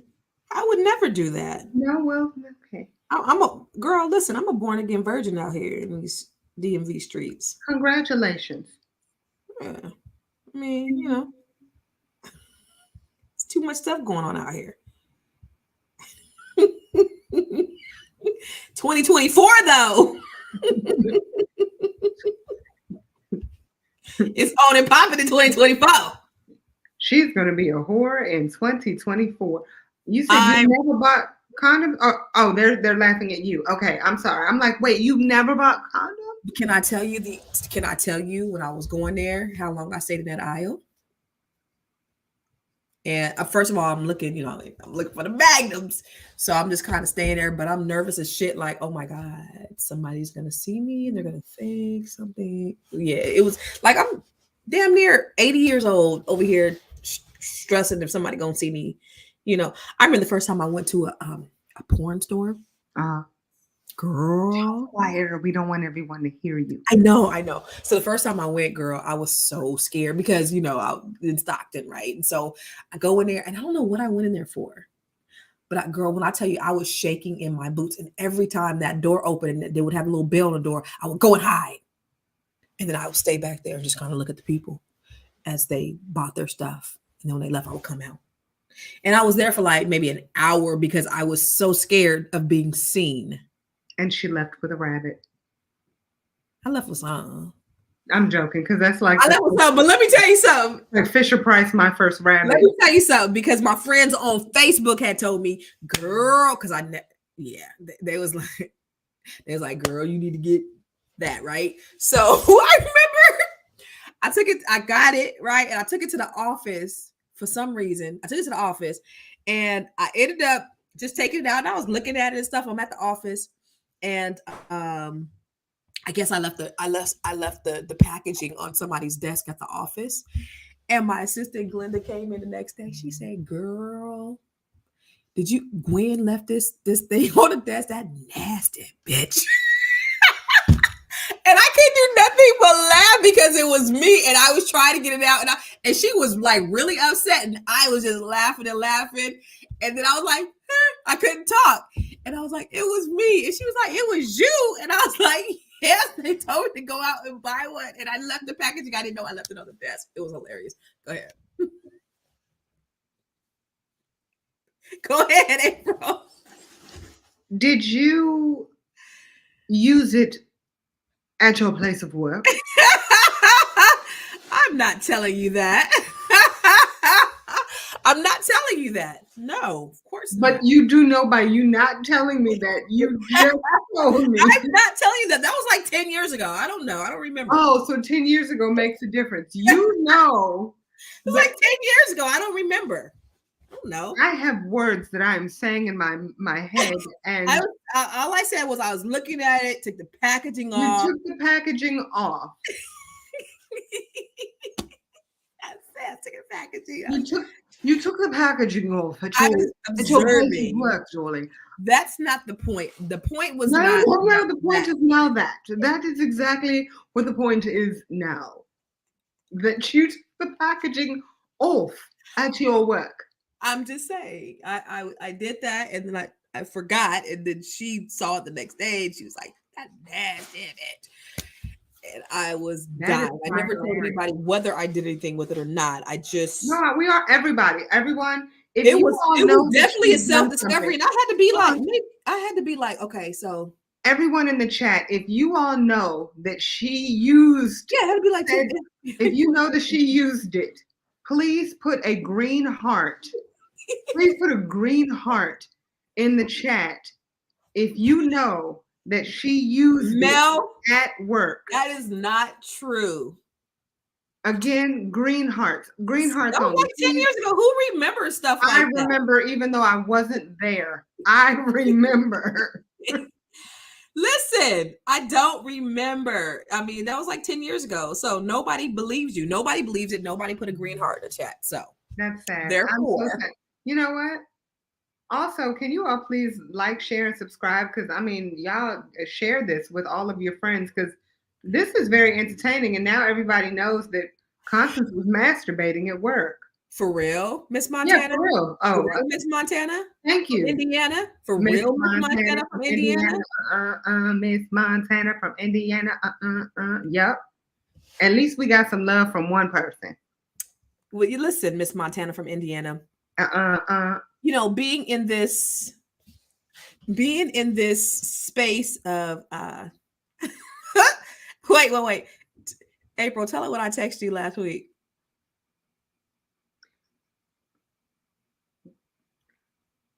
What did you text me last week? About meditate or? Oh, Lord, she did. She said, should I meditate or masturbate?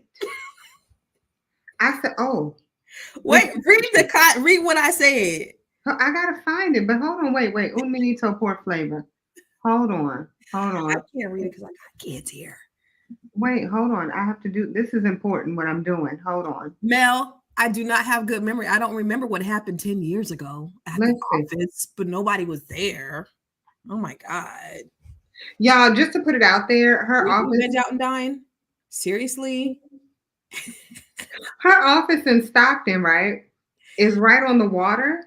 And so anybody who's like on their boat and driving past or floating past or what have you could easily see what she was doing because the window was huge. Yeah. So, yeah. First of all, I was in another office that was on the water. I wasn't in that one, and my window wasn't, I had blinds. Miss Montana from Indiana, don't believe the hype. Don't believe nothing that April's talking about. Today. I had to decide on if I was going to masturbate or meditate. I didn't meditate. Celibacy sucks.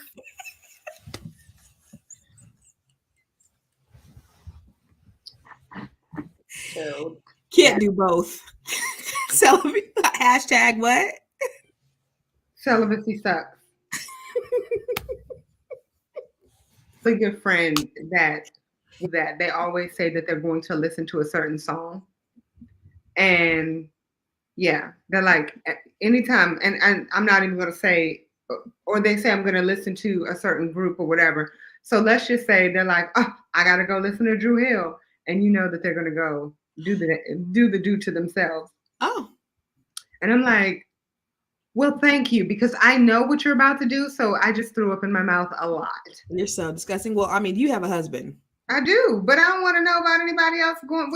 Some people out here have to manage themselves. Now, let's talk about that. Let's talk about that really quick, because I was talking to someone the other day and they were like, well, if you're celibate, then that means you are completely celibate and that you don't do anything. And I was like, wait a minute. So I had to look up the definition of celibacy. What? I had to look up the definition of celibacy, and that just means that you're not with another person. It does not mean that you cannot self-satisfy. Correct? What's your definition? I mean, I don't know the definition because I've never had that. You've never committed to that? No. When I was like 20 something. Yeah. Yeah. So that's my definition is that you're just not with another human. I'm one of those people that believes that when people go too long, they become angry and bitter. I agree. Like, trust me, I don't plan on, like, the people who be like, oh, I've been celibate for 3 years. Like, that's like, I know. You didn't have to tell me. Yeah, that's a lot. I'm not committing to anything like that. I'm not going to commit to that. I've been celibate for 25 years. But for me, it's more of, okay, let me get focused. Let me get, let me prepare myself for my person. Wait, so I need to understand what you mean by prepare yourself. Are you preparing yourself for the other person by yourself? With yourself? Like, what does the preparation look like? I'm preparing everything. So like, I'm preparing for 2024. So I'm preparing spiritually, mentally, physically, emotionally, all of those things. So I'm just kind of removing all the things, the energies that don't serve me, just everything, and just really committing to being focused on, just my goals. And so that just means it means like the way I eat, what I'm putting into my body. I mean, I haven't sworn off alcohol or anything, and I don't drink very often, but like, just really being intentional about being focused holistically. Yeah. And that's part of it. The idea of making sure that, that sexual celibacy after a whole phase is highly. I haven't gone to the whole phase yet. Maybe the whole phase after celibacy. Yes. See, now you got me confused, because I was actually preparing myself for my person, not to have a whole phase. But now you've encouraged me to have a whole phase, so perhaps I do a whole phase. Right after the so okay. What should I? Okay. So, I should have did a whole phase before I did the celibacy. Sure. Okay. Yes. I get it. Well, listen, ladies and gentlemen, I want to whole phase celibacy preparation, not celibacy. And in some cases, whole phase celibacy preparation age. Shut up. April, you know what? I want everybody to know how dope you are. Did you guys know that April Sampay is a freaking rock star? Did you know she's a singer? Did you know she's a perform? April, can you perform for us? Please? Well,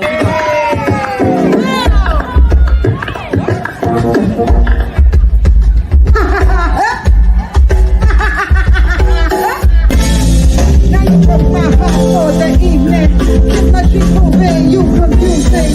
Should I just sit back, welcome harder? When this girl singing, you can't match me sound. Melanin popping, so kissing it round. They say I'm crazy.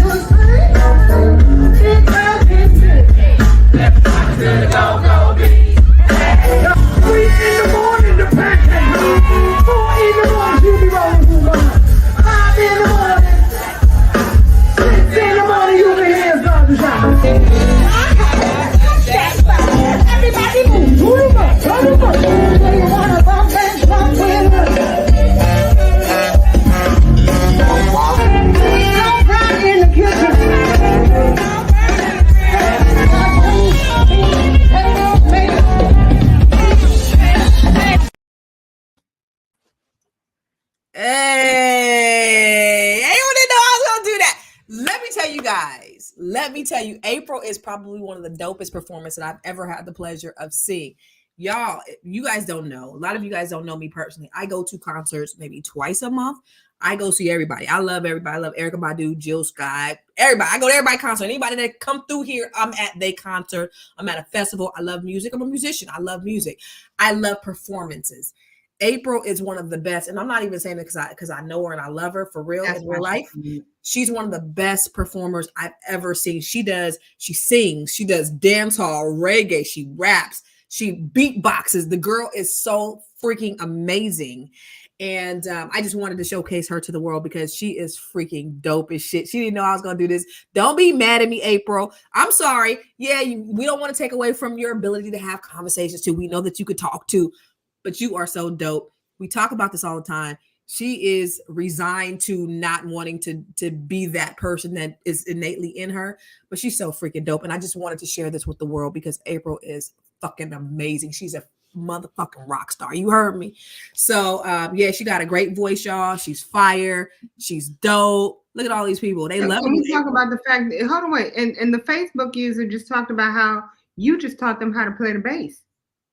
Sorry, I got kids running around. Who are you, I did not Facebook say user? what I wanted correctly. You absolutely do not need a whole face. Oh, I don't? Whatever. You do. Oh, hey. Okay. Dope. So April, so you guys make sure you follow April. April not only does that, but she does these cute little videos on Instagram that be going viral where she's doing some silly stuff. I should have put that on there too, because you are very talented. She's multi-talented and she's really for real in real life a rock star. You know how you just meet people and you know that they are stars. Like there's just something about them, like in person, like just their presence.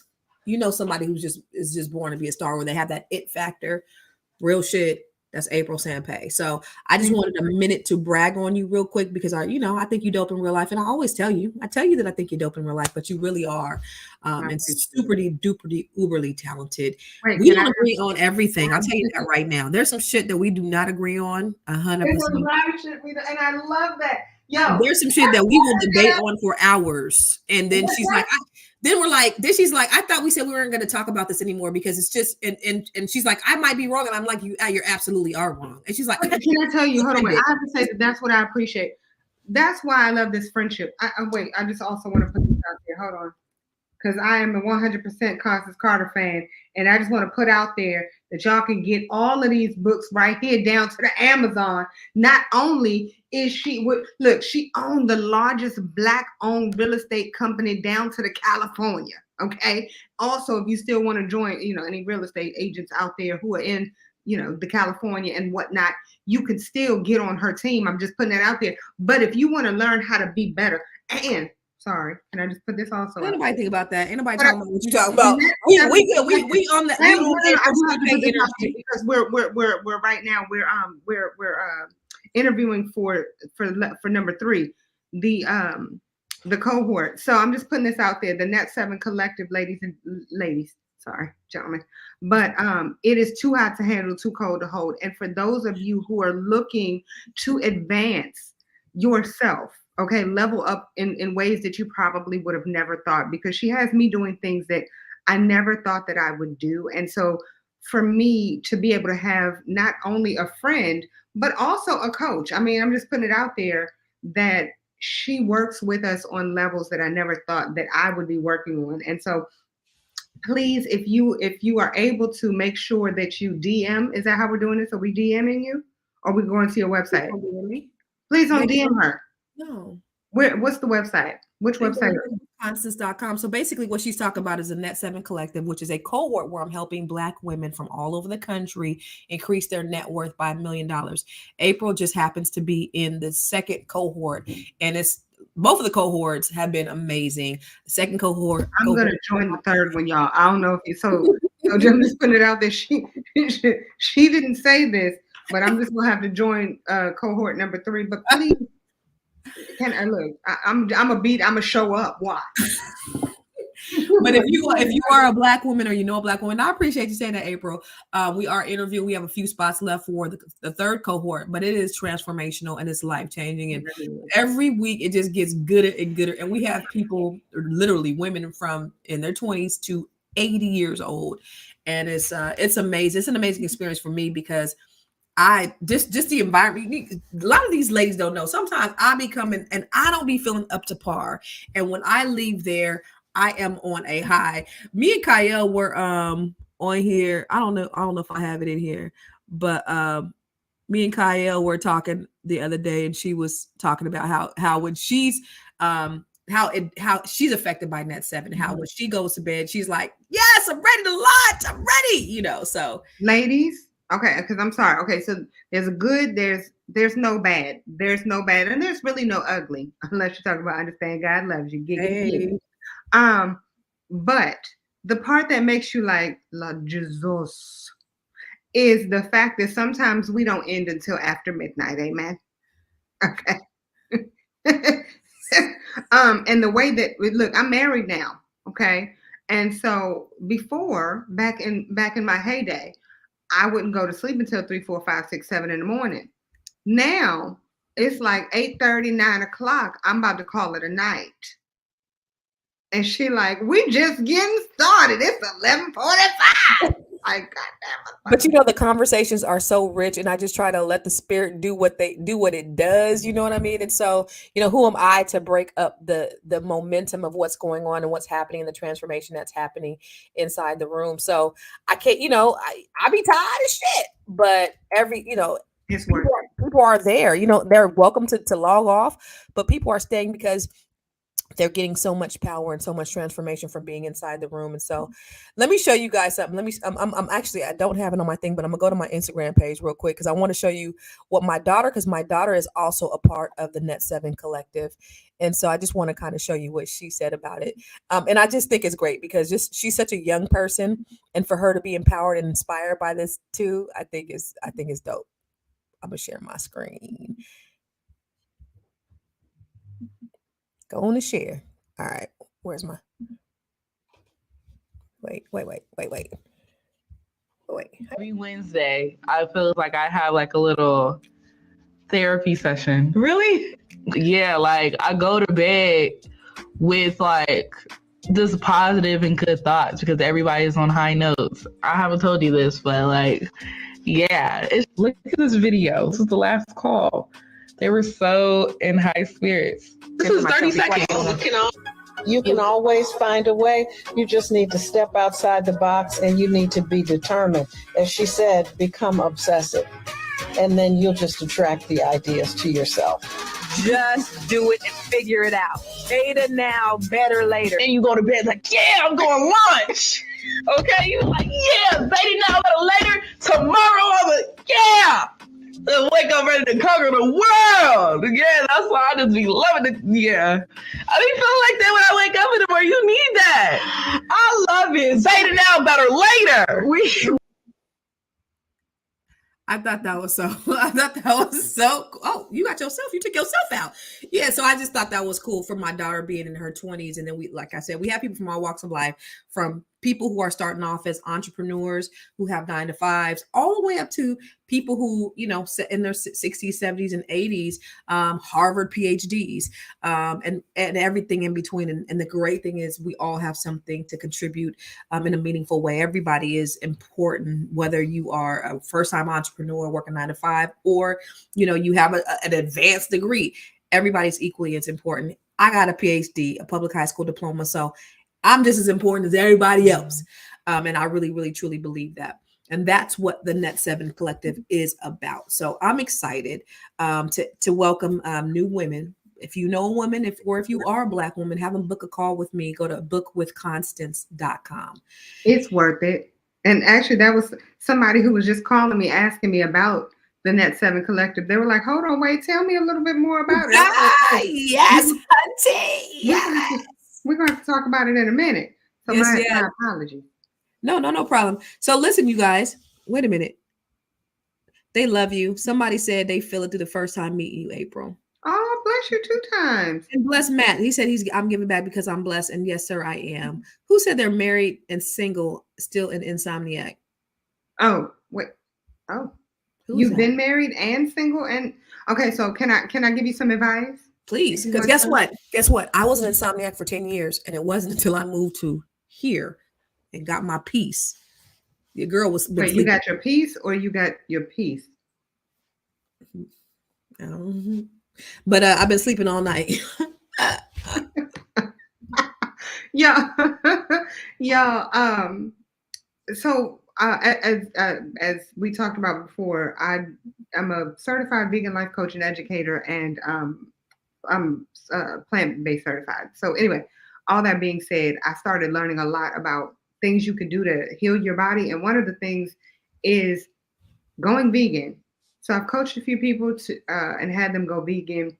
They have been able to get rid of a lot of inflammation in their body, which has made it so that they can actually sleep throughout the night. Really, really strange, right? Crazy. Change the way you eat, and then you'll be able to sleep. Also, if you just need some help, try some lemon balm. You can use that when you have like any anxiety, any stress. It really does help. Also, ashwagandha also helps. So there are a few things that you can use. You can inbox me, and maybe I'll be able to assist you. Yo, you guys, make sure you following us. Make sure you're subscribing to the Fly Nubian Queen. Subscribe to at CC the CEO on YouTube, and I am Constance Carter on Facebook and Instagram. April, where can they find you?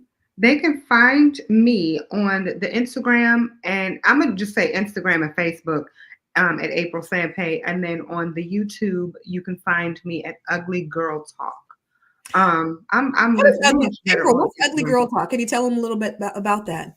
Ugly Girl Talk. So just ugly in general. It takes a village to raise a child, but what happens once you become an adult? For some reason, we forget about the village that it took to raise us, but we still need our village to keep us sane and still standing. Amen. Amen. So yeah, Ugly Girl Talk is a group of women getting together and being each other's village.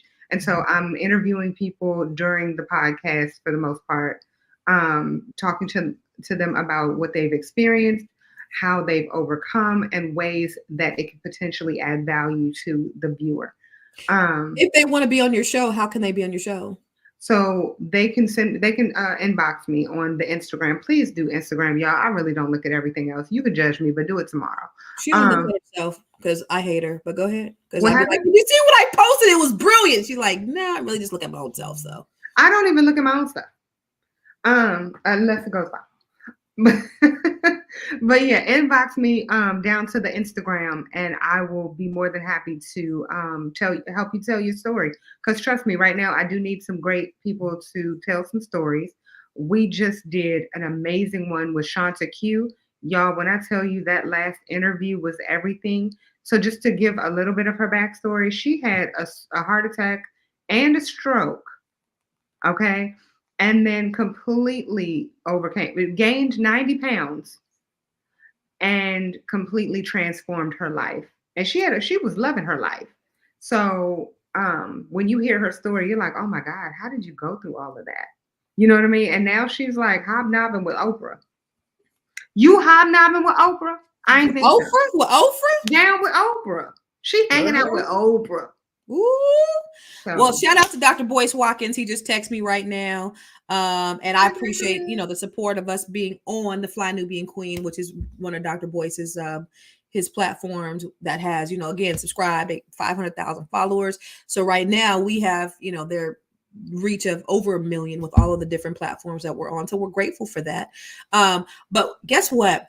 Monday we got a treat for you. I'm so excited. So we're gonna start being on here. I'm gonna start being on here every night at 7 p.m. Eastern, which is really 4 p.m. Pacific.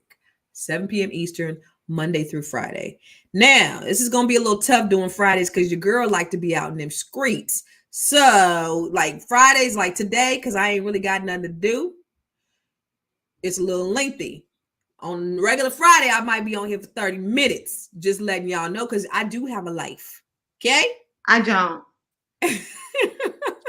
But we have a surprise. We have a good treat for you Monday. We have some cool stuff that we're getting ready to do. And again, you'll see us every day. So make sure you're just looking out for us 4 p.m. or looking out for me. April has some stuff coming up too. But look out for me 4 p.m. Pacific, 7 p.m. Eastern. And April's, you're going to see some stuff from Veg Out and Dine. Ugly Girl Talk.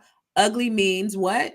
Understand God loves you. And you can get some ugly merch at aprilsanpay.com. That's aprilsanpay.com. And I know you wasn't just I called her ugly earlier, and so I didn't want nobody thinking I was calling her like ugly, like she's unattractive. Ugly means understand God loves you. Anyway, I don't think I'm attractive. That's all right. That's your I business. think you're absolutely completely gorgeous. Guess what? I love you guys for real, and I love you too, April. I love you more. appreciate y'all sticking with us for so long because y'all done hung on, so I appreciate y'all. Peace and love you.